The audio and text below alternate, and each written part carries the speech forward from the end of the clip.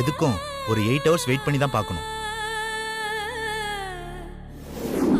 நீ ஒரு முறை வந்து பார்வதியை நேர்ல பார்த்தா பார்வதிக்கு நினைவு திரும்பிடும்னு எனக்கு நம்பிக்கை இருக்கா அகிலா? அவளை நான் வந்து பார்க்க மாட்டேன்.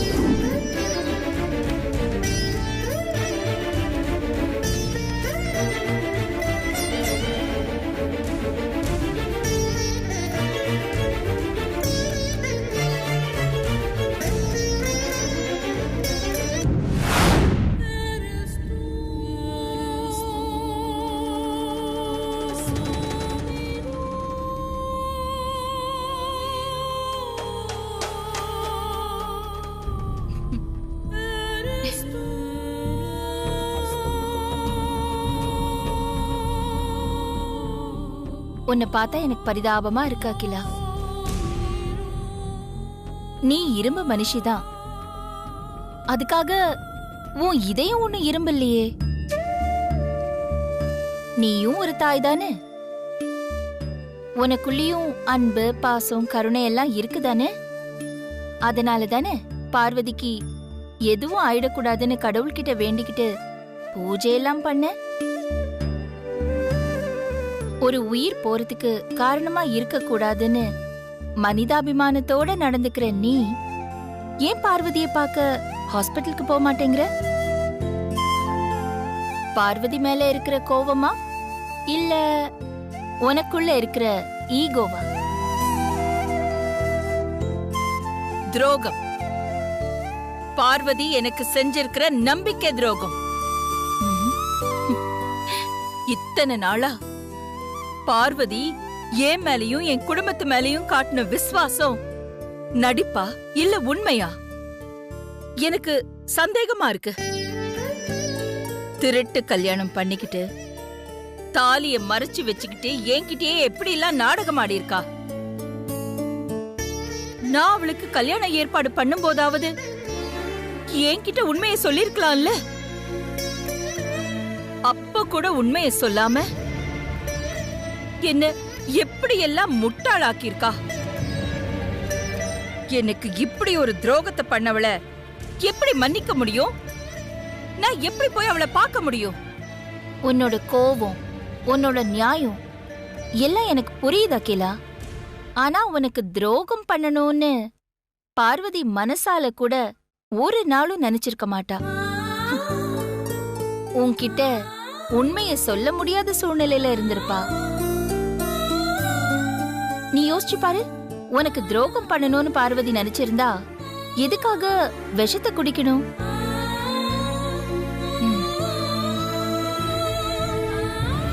நீ ஏற்பாடு பண்ணிருக்கிற கல்யாணம் நடக்கலன்னா நீ உயிரோட இருக்க மாட்டேன்னு மிரட்டின. உன்னை காப்பாத்ததான் பார்வதி சாகவே துணிஞ்சிருக்கா. சொல்ல போனா உனக்கு பார்வதி துரோகம் பண்ணல, உனக்காக உயிரை தியாகம் பண்ண துணிஞ்சிருக்கா. அப்போ அவ என் மகனை காதலிச்சது, எனக்கு தெரியாம கல்யாணம் பண்ணிக்கிட்டது, இது எல்லாமே சரின்னு சொல்றியா? காதலிக்கிறது கல்யாணம் பண்ணிக்கிறதெல்லாம் தப்புன்னு அந்த கடவுளாலேயே சொல்ல முடியாத அகிலா. ஏன்னா கடவுளே காதல் கல்யாணம் தானே பண்ணிருக்காரு. சரி, தெரியாம தான் கேக்குறேன். என்னமோ நடந்த எல்லாத்துக்கும் அந்த பார்வதி தான் காரணங்கிற மாதிரி அவளையே நீ எப்ப பார்த்தாலும் கார்னர் பண்றியே. தப்பு உன் மக ஆதி மேலேயும் தானே இருக்கு. நான் கிழிச்ச கோட்டை தாண்டாத என் மக ஆதி இன்னைக்கு என் வார்த்தைக்கு கூட மதிப்பு கொடுக்கலையே.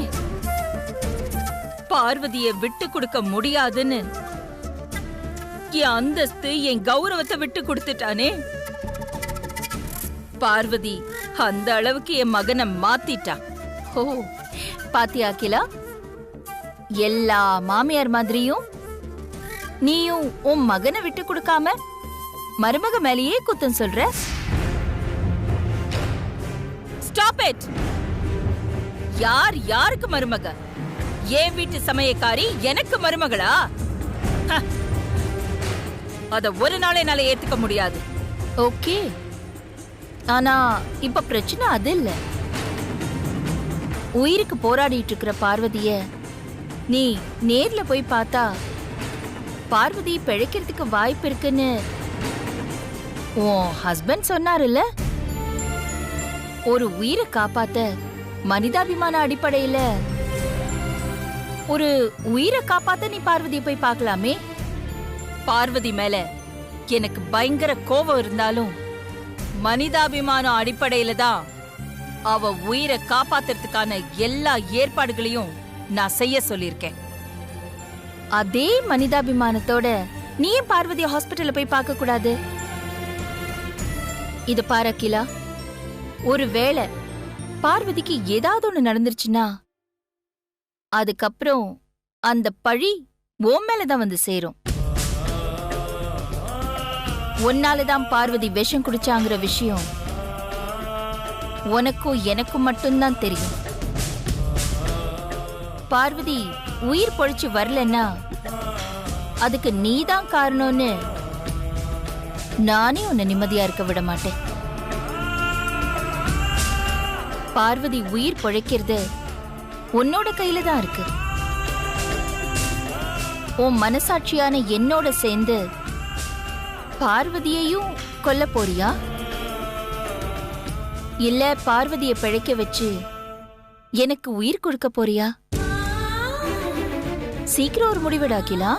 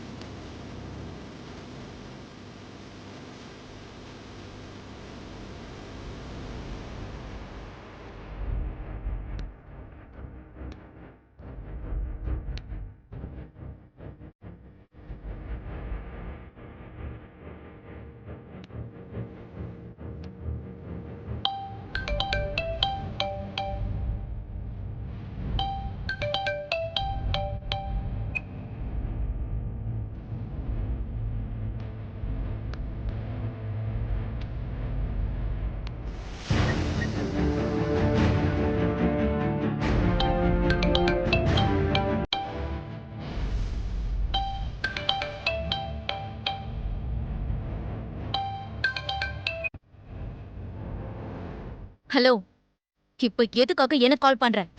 என்ன நந்தினி, என் மேல ரொம்ப கோபமா இருக்க போல இருக்கு.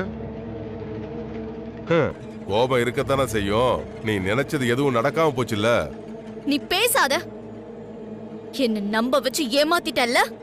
நான் வந்து உன்கிட்ட உதவி கேட்டனா? நீயா வாண்டடா எனக்கு கால் பண்ணி எனக்கு மனசாட்சி உறுத்துது, மித்ரா கல்யாணம் நடக்க நான் உதவி பண்றேன்னு சொல்லிட்டு கல்யாண மண்டப பக்கம் கூட வராம என்ன ஏமாத்திட்டல்ல நீ. நான் கல்யாண மண்டபத்துக்கு வந்த நந்தினி, உன் பக்கத்துல தான் இருந்த. நீ தான் என்ன கவனிக்கல. என்ன? நீ கல்யாண மண்டபத்துக்கு வந்தியா?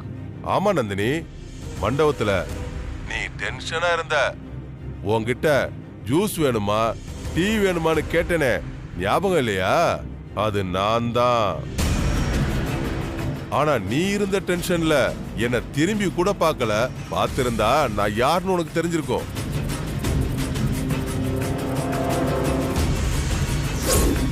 மேடம், டீ சாப்பிடுறீங்களா? No thanks. Madam, juice, cool drinks இந்த மாதிரி ஏதாவது கொண்டு வரட்டா madam? It's okay, no problem. வேண்டாம், போங்க. Thank you madam.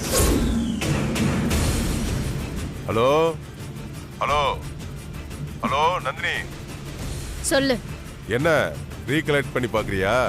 ஞாபகத்துக்கு வரலையா? மித்ரா கல்யாணம் நல்லபடியா நடக்கணுங்கிற டென்ஷன்ல இருந்ததுனால எனக்கு எதுவும் சரியா ஞாபகத்துல இல்ல.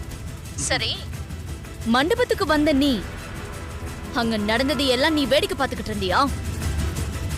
எனக்கு உதவி பண்றேன்னு வாக்கு கொடுத்த நீ ஏன் உதவிக்கு வரல? உன்னோட நியாயமான ஆசைக்குத்தான் நான் உதவி பண்றேன்னு சொன்னேன். ஆனா நீ உன் தங்கச்சி மித்ராவுக்கு கல்யாணம் பண்ணணும்னு நினைச்சதுல நல்ல நோக்கம் இல்லையே நந்தினி. அகிலாண்டேஸ்வரி குடும்பத்தை பழி வாங்கணுங்கிற கெட்ட நோக்கம் தானே இருந்தது. இதுக்கு எப்படி என்னால உதவி பண்ண முடியும்? என்ன நந்தினி பேச்சையே காணும்? உன்னோட சதி திட்டம் எல்லாம் எனக்கு எப்படி தெரியும்னு யோசிக்கிறியா? நாகபுரி வம்சத்துக்கும் ஆதிக்கடவுர் வம்சத்துக்கும் இருக்கிற பரம்பரை பகை எனக்கு தெரியும். எல்லாம் உனக்கு தெரிஞ்சிருந்தும் அப்புறம் எதுக்கு மித்ரா கல்யாணம் நல்லபடியா நடக்க எனக்கு உதவி பண்றேன்னு வாக்கு கொடுத்த? உன்னை டைவர்ட் பண்ணதா அப்படி பண்ண நந்தினி. என்ன சொல்ற? நான் அப்படி உதவி பண்றேன்னு சொல்லாம இருந்திருந்தா மித்ரா கல்யாணத்துல எதுவும் இடைஞ்சல் வந்துடக்கூடாதுன்னு நீ ரொம்ப அலாட்டா இருந்திருப்ப. அதுல இருந்து உன்னை திசை திருப்பதா அப்படி செஞ்ச. துரோகம். நீ பண்ணது மிகப்பெரிய நம்பிக்கை துரோகம்.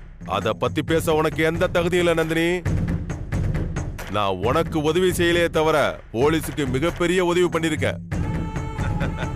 சித்தூருக்கு போன மித்ராவோட வளர்ப்பு அம்மா அப்பாவை நீ கூட்டிட்டு போய் உன்னோட இடத்துல பாதுகாப்பா வச்சிருந்தல்ல. அவங்கள தேடிட்டு இருந்த போலீஸுக்கு அவங்க இருக்கிற இடத்த காட்டி கொடுத்ததே நான் தான் நந்தினி. நீ வாண்டடா வந்து மித்ரா கல்யாணம் நடக்க உதவி பண்றேன்னு சொல்லும் போதே நான் யோசிச்சிருக்கணும். நீ சொன்னதை நம்பி நான் பெரிய தப்பு பண்ணிட்டேன். இனிமே என் மூஞ்சில நீ முடிக்காத. நந்தினி, நான் எப்போ முன்னாடி வந்தேன், நீ எப்போ என் முகத்தை பார்த்த நந்தினி? ஒன்லி வாய்ஸ் தான். உனக்கு என் குரலை கேட்க பிடிக்காம இருக்கலாம், ஆனா உன் குரலை கேட்க எனக்கு ரொம்ப பிடிக்கும். அதனால மறுபடியும் உன் குரலை கேட்கணும்னு நினைக்கும் போது உனக்கு கால் பண்றேன். Cool baby, cut பண்ணிருட்டுமா?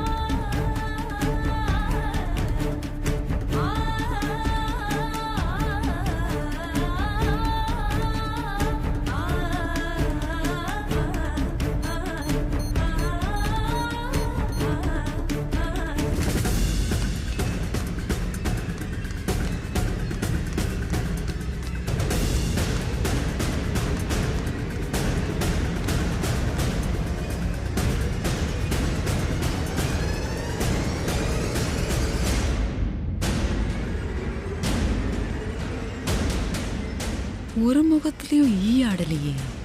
சமையல்காரின் death stage தானோ? நாம போய் கொஞ்சம் பர்ஃபார்மன்ஸை போட்டு வைப்போம்.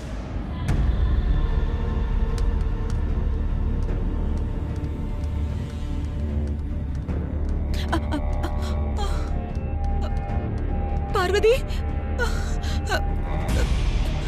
சுந்தரோ, பார்வதிக்கு இப்ப எப்படி இருக்கு? டாக்டர் என்ன சொன்னாங்க சுந்தரோ? என்ன யாரும் கண்டுக்க மாட்டேங்கிறாங்க. பார்வதியை தான் இவளுக்கு பிடிக்காத, அப்புறம் எதுக்கு ஓவரா நடிச்சுக்கிட்டு இருக்கா? சுந்தரோ, என்ன சுந்தரம் இது? நான் கேட்டுக்கிட்டே இருக்கேன், நீ வாயடிச்சு போய் நிக்கிற. இங்க நிக்கிறவங்க யார் முகமும் சரியில்லையே. அப்போ டாக்டர் பார்வதி பொழைக்க மாட்டான்னு சொல்லிட்டாங்களா? அவ இன்னும் சீரியஸ் கண்டிஷன்ல தான் இருக்காளா? பார்வதி பொழைக்க மாட்டாளா? சொல்லு சுந்தரம். வனஜா, இப்ப எதுக்காக இங்க வந்த? என்ன வடிவு இப்படி கேட்டுட்ட? பார்வதி, பார்வதி நான் எப்ப எது கேட்டாலும் முக சொல்லிக்காம எனக்காக செஞ்சு கொடுத்து என்ன சாப்பிட வச்சு அழகு பார்த்தவ. அவ இன்னைக்கு சாகுற நிலைமையில கிடக்குறா. அவளை நான் வந்து பார்க்கலனா நல்லா இருக்குமா? நீ அவ்வளவு நல்லவளா இருந்தா, பார்வதி மேல உனக்கு அவ்வளவு அக்கறை இருந்தா நீ அப்பவே வந்திருக்கணும். இப்போ வந்து என்னமோ சீனா போட்டுனுக்குற. சீன் போடுறனா? சொல்ல மாட்டேன். நீங்க எல்லாரும் தான் அக்கா வாங்க தனியா அம்போன்னு விட்டுட்டு ஓடி வந்துட்டீங்க. நானும் அதே மாதிரி வந்துட முடியுமா? அவங்களுக்கு துணையா அங்க யாரு இருக்கிறது? அது மட்டும் இல்லாம இப்படி ஓடி வந்து அவங்க கோபத்துக்கு ஆளாகிறதுக்கு நான் விரும்பல. இப்ப கூட நான் அக்காக்கு தெரியாம தான் இங்க வந்திருக்கேன். அப்படி ஒண்ணு நீ இங்க வரணும்னு அவசியம் கிடையாது. முதல்ல நீ கிளம்பு. வடிவு போதும், நிறுத்து. நானும் வந்ததுல இருந்து பாத்துட்டு இருக்கேன், ஓவரா பேசிட்டு இருக்க. ஆமா, நீ யாரு என்ன அதிகாரம் பண்ண?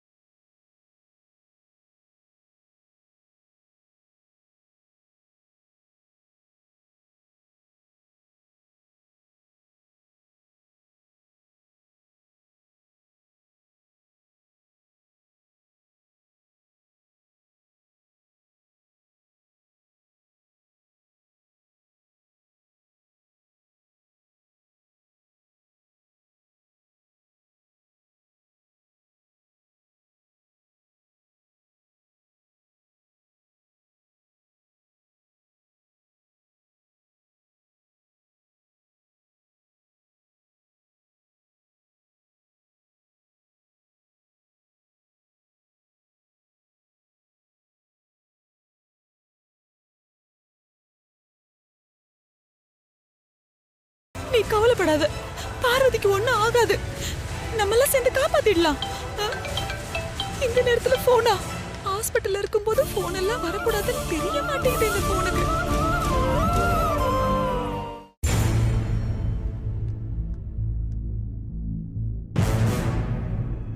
இந்த சமையல்காரி சாக போற விஷயத்த நந்தினிக்கு சொன்னா அவ சந்தோஷப்படுவா. அத செய்வோம்.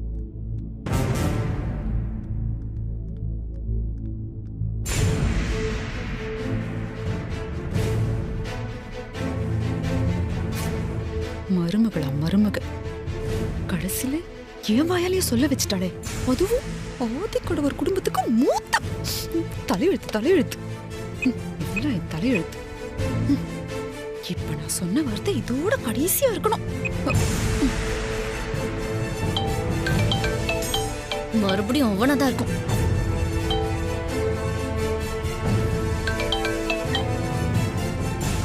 சொல்லுங்க ஆண்டி. ஹலோ நந்தினி, எப்படி இருக்க? வீட்ல தான் இருக்கேன். சொல்லுங்க. ஒன்னும் பிரச்சனை இல்லையே? அதெல்லாம் ஒண்ணும் இல்ல ஆண்டி. போலீஸ் என்ன ஸ்டேஷன் கூட்டிட்டு போனதும் என்னுடைய லாயர் வந்து என்ன பெயில கூட்டிட்டு வந்துட்டாரு. சூப்பர் நந்தினி, ரொம்ப சந்தோஷம். நான் கூட பயந்துகிட்டே இருந்தேன். ஆமா, மித்ரா எங்க இருக்கா? அவ உன் கூட வரவே இல்லையே. இப்ப இங்கதான் இருக்கா. ஓ, அப்போ எல்லாரும் சேஃப் தானே? யாருக்கும் எந்த பிரச்சனையும் இல்லையே? கேஸ் ஃபைல் ஆயிருக்கு. லாயர் கோர்ட்ல பாத்துக்கலாம்னு சொல்லிருக்காரு. பெருசா ஒன்னும் ப்ராப்ளம் இருக்காது. நல்லது. அப்புறம் இப்ப நான் உனக்கு ஒரு சந்தோஷமான விஷயத்த பத்தி சொல்றதுக்காக தான் ஃபோன் பண்ணிருக்கேன். ஆதி மித்ரா கல்யாணம் நடந்திருந்தா ரொம்ப சந்தோஷமா இருந்திருக்கும். அதான் நடக்கலையே. அப்புறம் என்ன சந்தோஷமான விஷயம்? அப்படியா? பார்வதி சாக போறான்னு சொன்னா அது சந்தோஷமான விஷயம் தானே? பார்வதி சாக போறாளா? என்ன சொல்றீங்க? ஆமா நந்தினி, அந்த அகிலா தான் சாக போறான்னு பார்த்தா இப்ப இந்த சமையல்காரி சாக கிடக்குறா. நீ மண்டபத்தை விட்டு போனதுக்கு அப்புறம் அங்க என்ன நடந்துச்சு தெரியுமா? நான் வந்ததுக்கு அப்புறம் மண்டபத்துல என்ன நடந்துச்சு? நந்தினி, நீ அங்க போனதுக்கு அப்புறம்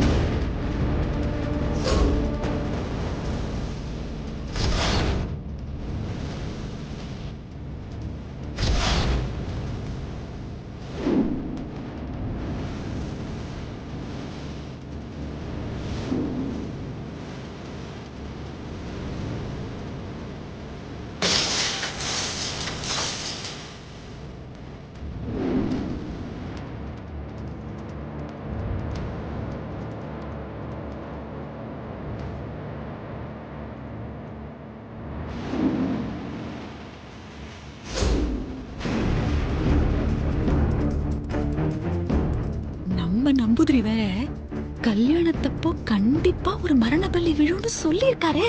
அதுக்கு அர்த்தம் இந்த சமையல்காரி சாவுதான் போல இருக்கு.